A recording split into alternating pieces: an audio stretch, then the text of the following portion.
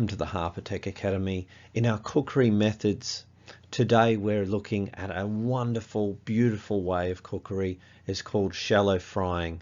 Not deep frying, shallow frying.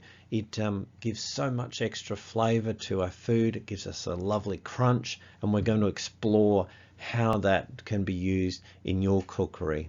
So let's go. In this mix today for our cookery method, shallow frying, we're actually going to have a look at the definition. We're going to look at suitable foods and suitable recipes. We're going to look at those characteristics of beautiful shallow fried food, procedures to actually do it correctly, looking at utensils and equipment that we use, associated culinary terms, WHS and hygiene, and then looking at common problems and solutions to shallow frying, and finally looking at its effect on nutrient value and how we can minimize waste. So logically, we're going to have a look at the definition of shallow frying. So it's actually cooking food in a small amount of fat in a pan, as opposed to deep frying that is submerging it completely, and we actually crumb some foods. So we're actually looking at shallow frying is divided into three areas. So it could be in a wok, stir frying, sauteing, or pan frying. All right, let's have a look at suitable foods. First of all, for shallow frying, meat and offal. So with meat, we're looking at prime cuts are going to work best. If you're not sure what offal is heart, liver, that kind of thing that comes out of the animal. Next, fruit and vegetables are very good for shallow frying. We've got things like banana fritters. You can actually fry all kinds of different vegetables.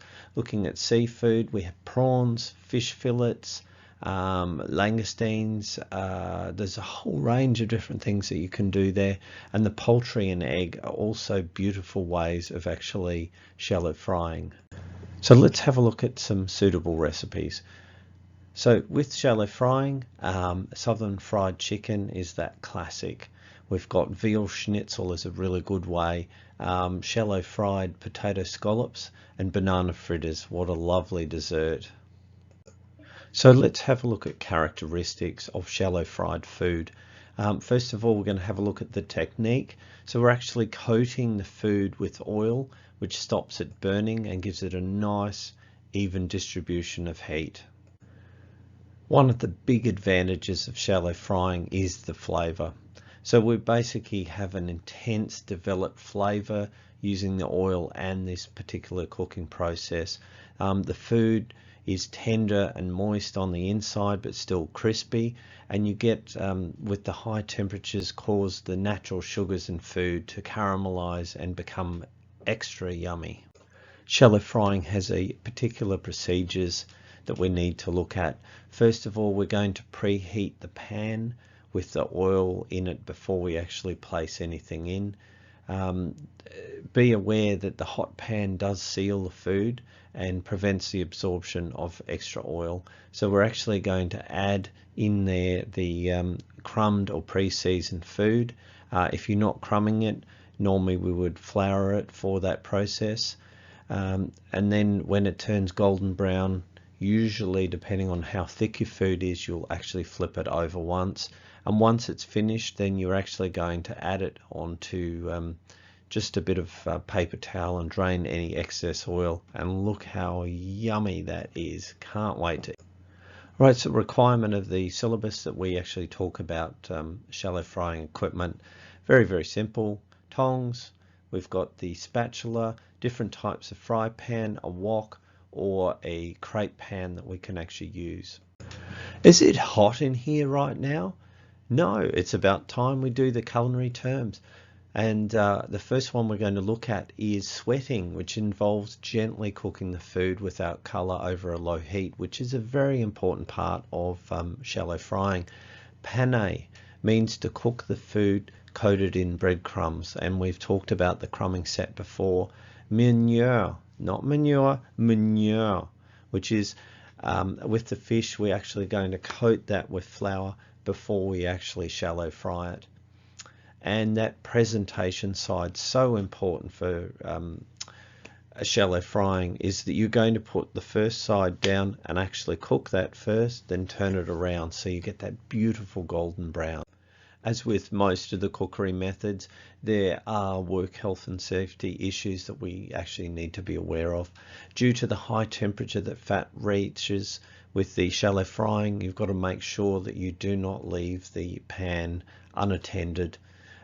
We also need to make sure that that oil does not go over 300 degrees. Will actually go to smoke point and can actually ignite. Looking to minimize the risk of splattering, the chef's uniform is always a good one. Keeping your sleeves down will make a big difference. Next one, you need to ensure, being animal protein, it could be chicken, it could be beef, it could be veal, is that we actually cook it sufficiently through to make sure that our shallow frying is effective. Don't you hate it when things do not go quite to plan? So we're actually going to look at some of those problems with shallow frying and how to fix it. Problem: ingredients burn quickly. Let's have a look at the cause. Usually it's not enough fat, or it could be too high temperature. So the solution is to add more fat and maybe cook at a lower temperature for longer to actually get that golden brown. Next one, our problem: food can be very mushy if it's cooked wrongly. So cause, generally, we're actually looking at it being held too long. If we've battered or we're using a panne, which we know is crumbing, can get a bit bad. So generally you cook it for less time, and the best thing is to cook it and serve it straight away. Don't stop, there's more. Okay, next problem is the food can absorb too much fat. Key cause of this is cooking in a too low a temperature doesn't seal it, and you end up getting the oil actually saturating your meat, which is never very nice. Solution is to cook at a higher temperature, but remember, don't cook too high. For each cookery method, we're going to look at the effects on the nutrient value. Some of the fat-soluble vitamins in the meat or the food can actually be lost into the oil. And remember also, the consumption of fried food is generally not good for your cholesterol. So let's finally look at waste minimization.